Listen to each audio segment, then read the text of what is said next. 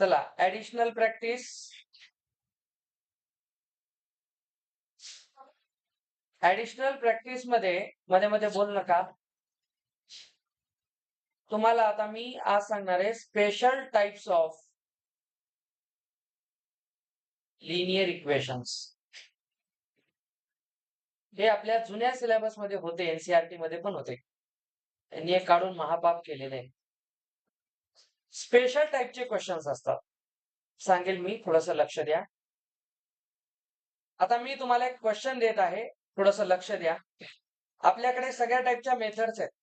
Solve नका करू, आधी फक्त सॉल्व्ह करण्याचा विचार करा. सॉल्व्ह तर पुढेच राहिलं. You are already 1 hour late बेटा, आहे की नाही? मी एक क्वेश्चन देतो. 99x 101y is equal to 499. छोटा प्रश्न आहे. पुढचा प्रश्न करायच्या आधी विचार करायचा. आता या क्वेश्चनला पहा. ह्याच्यामध्ये तुम्ही सबस्टिट्यूशन लावतो म्हणलात तरी खूप मोठा नंबर बनेल. एलिमिनेट करतो म्हणलात तर कुणीही एलिमिनेट व्हायसारखं डायरेक्ट नाहीये. ऐका ऐका, मी वर एक हेडलाईन लिहिलेली आहे, स्पेशल टाइप्स. त्याला पाहून बिलकुल घाबरायचं नाही. तर ह्याच्यानंतर असे पाहिले की हे सगळ्यात सोप्या कॅटेगरीचे क्वेश्चन आहेत, ते दिसायला टफ आहे. मी याबद्दल तुम्हाला मागे स्कॉलरशिपच्या वेळेस सांगितलं होतं, पण असं तुम्ही विसरता मला माहिती आहे. आता महत्वाची गोष्ट, अशा टाइपचे क्वेश्चन आहेत जिथे एलिमिनेशन सबस्टिट्यूशनने आन्सर येतं, नो डाऊट येतं, पण ते फिजिबल नाही ना करायला. काय म्हणून त्याला आपण सेमी इंग्लिश मध्ये काय म्हणू, नॉट परवडेबल, आहे की नाही? हे परवडेबल नाहीये, सोडवण्यासाठी नाहीये क्वेश्चन हा. तुम्ही विचार करा, त्याला स्पेशल टाइप का म्हणला असेल? तर तुम्ही पहा, एक्सचा कोइफिशियंट जो इथे आहे तो नंतर वाय सोबत गेलेला आहे. तर तुम्हाला कोइफिशियंट एक्सचेंज ऑफर दिसते, इट्स अ स्पेशल टाइप. असा क्वेश्चन आला की त्याला सॉल्व्ह करण्याची एक मेथड आहे, सेपरेट मेथड. दोन्ही इक्वेशनला एकदा ऍड करा, एकदा सबट्रॅक्ट करा, दुसरे 2 नवीन इक्वेशन भेटतील आणि मग त्यांना तुम्ही सबस्टिट्यूशन किंवा एलिमिनेशनने सॉल्व्ह करा. पहा, ही स्पेशल टाइप आहे, मध्ये मध्ये बोल नका. आपण पहिल्यांदा काय करू, ऍडिंग 1 and 2 या दोन इक्वेशनला ऍड करू. हा, लक्ष द्या. 99x 101y 499 यामध्ये याला ऍड करायचंय.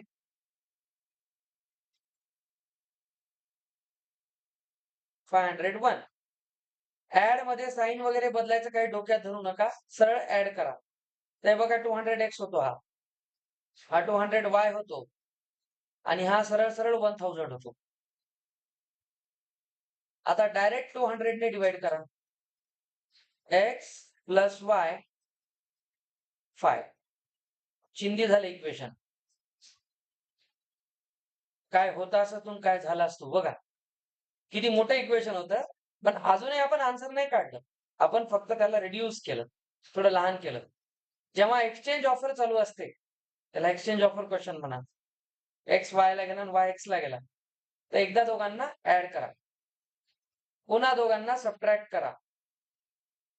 सबट्रॅक्ट करताना ऑब्व्हियसली 2 मधून 1 मायनस करा. हा मोठा आहे ना. लक्ष द्या, तुम्हाला मी सगळ्या मेथड सांगायलो. याच्यानंतरचे आपण जेव्हा उद्या क्वेश्चन्स करू तेव्हा या टेक्निक्स कामाला येतात. आता सबट्रॅक्ट करताना आपल्याला माहिती आहे साइन चेंज होईल, मायनस मायनस मायनस, पण कॅन्सल कोणी होणार नाही. इथून पहा 2x राहील, इथे -2y राहील, कारण 101 मोठा आहे, आणि इथे +2 राहील. या सगळ्यांना 2 ने डिवाइड केलं तर बघा दुसरा छोटा इक्वेशन भेटलं. आता 3 आणि 4 मध्ये एलिमिनेशन आहे बघा, y प्लस आहे मायनस आहे, त्याच्यामध्ये ऍडिंग, याला आपण 4 नंबर देऊ, ऍडिंग 3 and 4. तर हा 3 आणि हा 4 दोघांना ऍड करायचंय. तर 2x इथून येतो 6 एक्स येतो 3. याला उचलून समजा इथं ठेवलं तर 3 - y इज 1. तर इथून y येतो 2. तर आपलं सोल्युशन आहे 3, 2. बघा क्वेश्चन किती मोठा होता तो. इझी झाला. अशा टाईपचे जे क्वेश्चन्स असतात एक्सचेंज ऑफर वाले, एक स्पेशल टाईप आहे. हा क्वेश्चन मी आता तुम्हाला स्टेट बोर्डच्या बुक मधला दिलाय, फर्स्ट एक्सरसाइज मधला. स्टेट बोर्ड मध्ये हा चॅप्टर खूप मोठा आहे. तुमचे 2 संपले तेव्हा माझा आत्ता पहिला संपलाय. स्टेट बोर्डचा फक्त एक चॅप्टर संपलाय माझा. क्वाड्रॅटिक आत्ता सुरू झालाय. अल्फाबेट आत्ता सुरू झाले त्यांचं. Relation between the roots. विचार करा, तुम्ही नशीबवान आहेत सध्या. चला आगे बढ़ेंगे. पहिली टाईप समजली. आता दुसरी एक खास टाईप आहे. ऐका बेटा, ऐका. एक दुसरी टाईप आहे, त्याचं नाव आहे रेड्युसिबल लिनियर इक्वेशन्स. ही स्पेशल टाईप नंबर 2. काय नाव आहे याच्यात बघा, रेड्युसिबल. याचा अर्थ असा आहे, कोणाकोणाला पॉलिनॉमियलची डेफिनेशन आठवते? ज्यांना या छोट्या छोट्या गोष्टी आठवत नाहीत ना, त्यांनी मोठमोठ्या फाउंडेशनच्या गप्पा बिलकुल नाही मारायच्या. पॉलिनॉमियल कशाला म्हणतात? Very good. आता तुम्ही गप्पा मारू शकता. आता आहे का, डिग्री होल नंबर असेल म्हणजे पॉवर होल नंबर असतील व्हेरिएबलचे तर पॉलिनॉमियल म्हणतात. आता मी तुम्हाला एक इक्वेशन देईन, त्याच्याकडे थोडस लक्ष देऊन पहा. 2/x - 3/y is 15. हे पहिले इक्वेशन आहे. 8/x + 5/y is 77. हे दुसरे इक्वेशन आहे. तुम्हाला मी म्हटलं की हे लिनियर इक्वेशन आहे. पहिली गोष्ट, ही लिनियर पॉलिनॉमियलच नाही तर लिनियर इक्वेशन कुठून होईल? का लिनियर पॉलिनॉमियल नाही? 2/x ला नीट बघा, x चा पॉवर +1 आहे. याला वर आणलं की हा -1 येतो. हा तर होल नंबर नाही, ही पॉलिनॉमियलच नाही. मग ते इक्वेशन कसं? मग ह्याला या चॅप्टर मध्ये का ठेवलं? अरे बाबा, ते लिनियर इक्वेशन नाहीये हे खरंय, पण ते सॉल्व्ह तर होतं ना. एक्स आणि वायच्या अशा काहीतरी व्हॅल्यू टाका की त्यांना सबट्रॅक्ट केलं की ते 15 यायला पाहिजे. म्हणून मी वर नाव दिले रेड्युसिबल लिनियर इक्वेशन्स. ते ऍक्च्युअली लिनियर नाहीये, मी त्याला रिड्यूस करून कन्वर्ट करणार लिनियर मध्ये. मॅथमॅटिक्सचं कामच आहे, काही करून त्याला माणसात आणायचं. हे ऍक्च्युअली पॉलिनॉमियलच नाही, त्याला अधिकारच नाही या चॅप्टर मध्ये यायचा. ठीक आहे, अशी गंमत असते. हे तुमच्या जुन्या सिलेबस मध्ये होतं, त्यांनी उडवलं. असो. तर ह्याला अशा क्वेश्चनला सॉल्व्ह करण्यासाठी जी मेथड असते, सम्यक लक्ष दे बेटा. सोबत पार्थही लक्ष देईल, अजूनही देत नाही. मेथड असेल सबस्टिट्यूशन. सर हे तर आपण शिकली नाही, ही वेगळी आहे. सबस्टिट्यूशन मध्ये वेगळा प्रकार आहे. आपल्याला त्रास देत आहे एक्स आणि वाय. जो त्रास द्यायला ना त्याला थोडा वेळ बाजूला काढा, काम होईपर्यंत. तुम्ही थोडस 2/x ला पाहायला नीट शिका. मी काय शिकवालो नीट पाहता. याला मी 2 × 1/x लिहितो. कोणाचं ऑब्जेक्शन असेल तर सुप्रीम कोर्टात जा. असं लिहिता येते? छान. 3/y ला काय लिहू शकेल? तर नीट बघा, मला हाच त्रास द्यायला ना दोघ जण. तर मी काय करतो, याला m मानतो आणि याला n मानतो. तर बघा, हा 2m दिसेल आणि हा 3n दिसेल. आता m आणि n चे पॉवर होल नंबर झाले. आता हे लिनियर इक्वेशन झालं. ते नव्हतं, मी त्याला केलं, रिड्यूस केलं, आणलं त्याला माणसात. तर सबस्टिट्यूशन काय आहे इथे बघा. सबस्टिट्यूट 1/x, हा 2/x जरी असला त्याचा युनिट कोण आहे? 1/x आहे. तर 1/x ला कोणताही व्हेरिएबल माना, a b m, x y सोडून काही माना. x y मानलं तर पुन्हा कन्फ्युजन होईल कोणत्या x बद्दल बोलायलो. तर कॉन्सेप्ट कडे लक्ष द्या. याला हे करा आणि 1/y ला n माना. तर आता तुमचं इक्वेशन 2/x ला आपण आत्ताच पाहिलं, याला 2m लिहिता येतं. -3n is 15. हे आलं तुमचं इक्वेशन. आता बघा, रिड्यूस झाले की नाही लिनियर मध्ये, म्हणून याचं नाव आहे रेड्युसिबल. एबल त्याची ॲबिलिटी आहे रिड्यूस होण्याची. हा काय होईल सांगा? 8n plus 5n is 77. आता इथे तुम्ही कोणतीही मेथड लावा, मला काही प्रॉब्लेम नाही. आता आपण बराच वेळ झाला एक गोष्ट केली नाही. नाही करूया, इथंच करूया. 2 ला 8 मध्ये आणता येते का बघा बरं? 4 ने मल्टिप्लाय करू. तर आपण एक काम करू, मल्टिप्लाय इक्वेशन 1 बाय 4. आता हे आपल्याला काही करून सॉल्व्ह करायचं बस. आता हे होऊ शकतं म्हणून 8 हा 2 चा मल्टिपल आहे. त्याला 4 ने मल्टिप्लाय करा ओव्हरऑल. तर वर किती बनेल? 8n. एकट्याला जर सगळ्याला मल्टिप्लाय करावं लागते. त्याला 4 ने केलं तर यालाही 4 ने करा. 12n आणि हा 16. आता हे तुमचं नवीन इक्वेशन आहे. पुन्हा 1 नाव देऊ नका, कारण पुन्हा 14 1 म्हणल्यावर म्हणतात इथं का इथं. तर ते कन्फ्युजन. याला एक नाव असतं.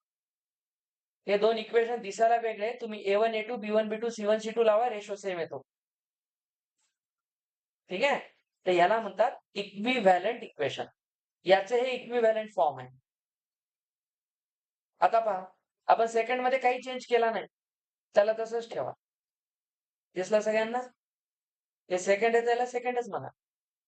आता पहा तुम्ही, एलिमिनेशन करायला तयार झालो आपण. का तयार झालो? एटम सेम आहे, दोघांचे साइन सेम आहे, तर आपण दोघांना सबट्रॅक्ट करू. सबट्रॅक्ट केला की हा कॅन्सल. -12 -5 -17 60. बघा, अरे मी तर कुठं प्लस केलं? इथं मायनस पाहिजे. मी यालाच मायनस समजायलो. हा 60 -77 तुमचं तर लक्षात नसते. इथे 17 आले, दिसलं? 2 17 आले आणि आपला खतरा टळला. तर एन डायरेक्ट 1 झाला ना? एन डायरेक्ट 1 झाला. आता याला उचलून कुठं सोपं ठेवता येते? 1 मध्ये जाणार. कुठे ठेवा? आता आपल्याकडे 3 इक्वेशन आहेत. त्यांचं नाव आहे सायमल्टेनियस इक्वेशन्स. तर तुम्ही त्याला कुठेही ठेवू शकता. सायमल्टेनियसचा अर्थच आहे कुठेही ठेवा सॉल्व्ह करा. तर याला ठेवा पुट इन 1. तर 1 मध्ये 2m आहे, n ची व्हॅल्यू 1 आहे, दिसते इथं. हा झाला 15. जे लक्ष देतील ते पुढचं आपलं लक्ष गाठतील. तर हा इकडे जाईल. 2m is equal to 18. तर m इथून येतो 9. m आणि n आले. खुश होऊ नका, ते सबस्टिट्यूट आहेत. आपल्याला x आणि y काढायचंय. लगेच पेढे वाटत फिरायचं नाही. क्वेश्चन संपला नाही. तर इथे एक शब्द वापरायचा, रिसबस्टिट्यूट. वापस आणा. तर वापस m ला काय ठेवा? 1/x आणि n ला परत ठेवा 1/y. कारण आपलं टार्गेट x आणि y काढणं आहे. तर m ची व्हॅल्यू किती आहे? 9. आणि 1/y इथं 1 होईल. मी तुम्हाला रेशो प्रोपोर्शन मध्ये invert end do, alternate do शिकवलं होतं. हे तेच आहे. त्याला इन्व्हर्ट एंड डू करा म्हणजे रेसिप्रोकल करा. अरे बाबा हा 9/1 आहे ना, क्रॉस मल्टिप्लाय करण्यापेक्षा इन्व्हर्ट एंड डू करा. तर रेसिप्रोकल हा x होईल आणि हा 1/9 होईल. तर x ची व्हॅल्यू 1/9 आहे. 9 तुमचा आन्सर नाहीये. आपल्याला 1/x9 आहे. तर x किती असायला पाहिजे? 1/9 असावी. इथून इन्व्हर्ट इंटू y ला फरक पडत नाही, तो 1 ला 1च राहील. हे आपलं फायनल आन्सर आहे. यू कॅन व्हेरीफाय बेटा. x ला 1/9 केलं तर 9 वर जाऊन 18 बनतो, दिसलं? 18/1 राहिला का इथं? आणि इथे 18/1 तर 18च असतो ना, आणि 3/1 तर 3च असतो. तर 18 - 3 15 व्हायला का बघा. म्हणजे आपण काढलेला आन्सर करेक्ट आहे. एक जरी इक्वेशन सॅटिस्फाय झालं तर करेक्ट आहे. सबस्टिट्यूशनच्या रिड्युसिबल फॉर्मचा हा सगळ्यात बेसिक प्रकार आहे. हा सगळ्यात बेसिक आहे. ह्याच्यातला एक तुम्हाला टॉप लेवलचा क्वेश्चन दाखवतो. फक्त पहा, आपण याची प्रॅक्टिस उद्या करू. इथं कळलं काय करतात? पहिली स्पेशल टाईप काय होती? Exchange offer. त्याच्यामध्ये एकदा ऍड करा, सबट्रॅक्ट करा, 2 इक्वेशन मिळवा, त्यांना सॉल्व्ह करा. दुसरा कोणता प्रकार आहे? रिड्युसिबल.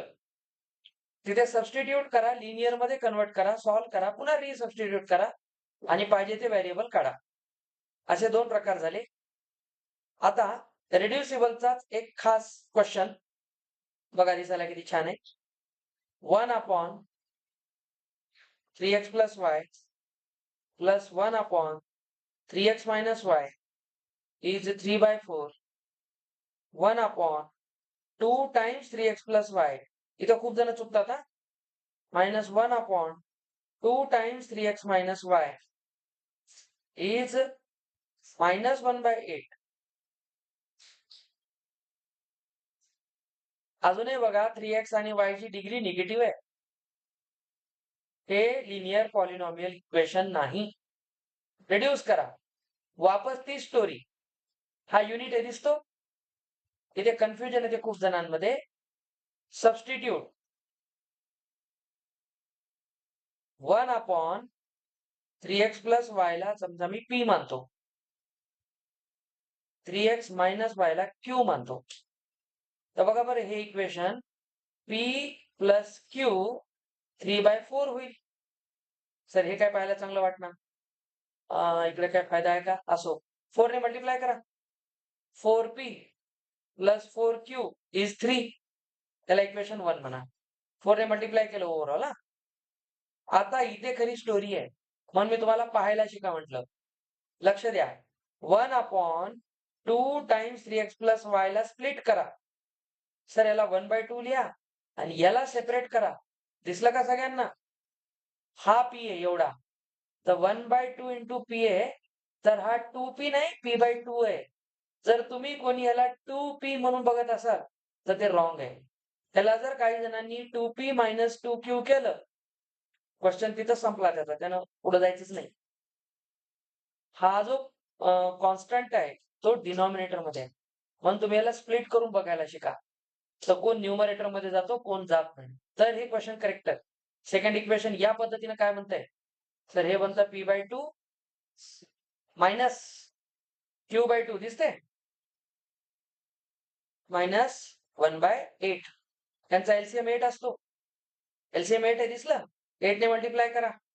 सर 8 ने केलं की इथं 4p बनतो.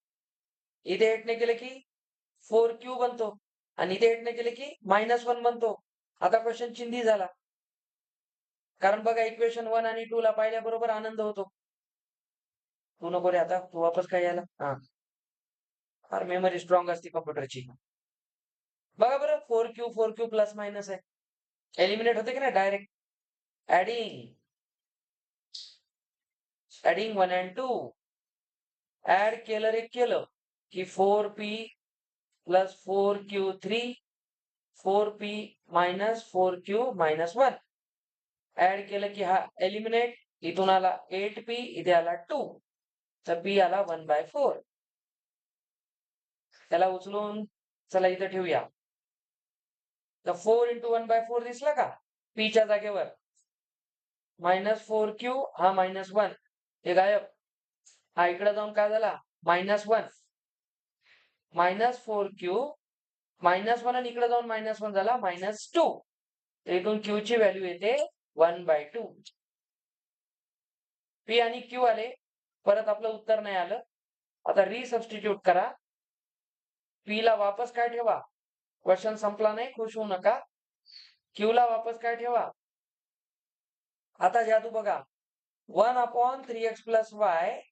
p म्हणजे कोण 1/4 आहे. याला इन्व्हर्ट इंटू केलं तर 3x plus y काय होतो 4. परत एक इक्वेशन आलं. अजून उत्तर नाही आलं. मागच्या ह्याच्यात उत्तर आलं होतं. इन्व्हर्ट इंटू केलं की डायरेक्ट व्हॅल्यू झाल्या होत्या x आणि y च्या. आता इथं पुन्हा नवीन इक्वेशन आलं. याला थर्ड इक्वेशन म्हणा. आणि 1/3x minus y ची व्हॅल्यू किती आहे 1/2. तर याला इन्व्हर्ट इंटू करा. 3x minus y येते 2. हे तुमचं फोर्थ इक्वेशन आहे. क्वेश्चन मध्ये आता अजून या दोघांना सॉल्व्ह करायचंय. या दोघांना सॉल्व्ह करताना आनंद आहे बघा +y -y. हे थकलं वाटायले. हा ऍडिंग. आता मी हॉरिझॉन्टली ऍड करतो. तर 3x आणि 3x 6x. y cancel. 4 आणि 2 6. इथून x किती आला 1. आता याला उचलून इथं ठेवलं समजा. तर हा होईल 3 + y 4. इथून y किती आला 1. x आणि y दोन्ही 1 1 आहेत. तर हा बघा 1/3 + 1 म्हणजे 1/4 आहे हा. हा 1/4 आणि हा 1/2 आहे दिसला. 1/4 1/2 बेस सेम करून सॉल्व्ह करा 3/4 आहे. अशा पद्धतीने x आणि y येतात. तर कधी कधी मल्टिपल इक्वेशन डील करावं लागतात. हा आहे रेड्युसिबल फॉर्मचा प्रकार. समजलं इथपर्यंत सगळ्यांना. उद्या मी आता ही टाइप नाही घेणार. टाइप संपल्या तुमच्या, तुमच्या सिलेबसमध्ये जेवढ्या आहेत तेवढ्या. उद्या मी तुम्हाला क्रॅमर्स रूल शिकवेल. माझ्या मनात राहू नये. कारण ते पुढे 11-12 ला कामाला येतं. क्रॅमर्स रूल हे शिकू आपण आणि ह्याचे काही टफ लेव्हलचे वर्ड प्रॉब्लेम्स करू. जे बोर्ड एक्झाममध्ये आउट ऑफ सिलेबस म्हणून विचारतात. तुम्ही एवढ्या पुस्तकाच्या प्रश्नांवर बोर्ड एक्झामला नाही जाऊ शकत हां. इथून फक्त शाळेच्या एक्झाम पास होतात.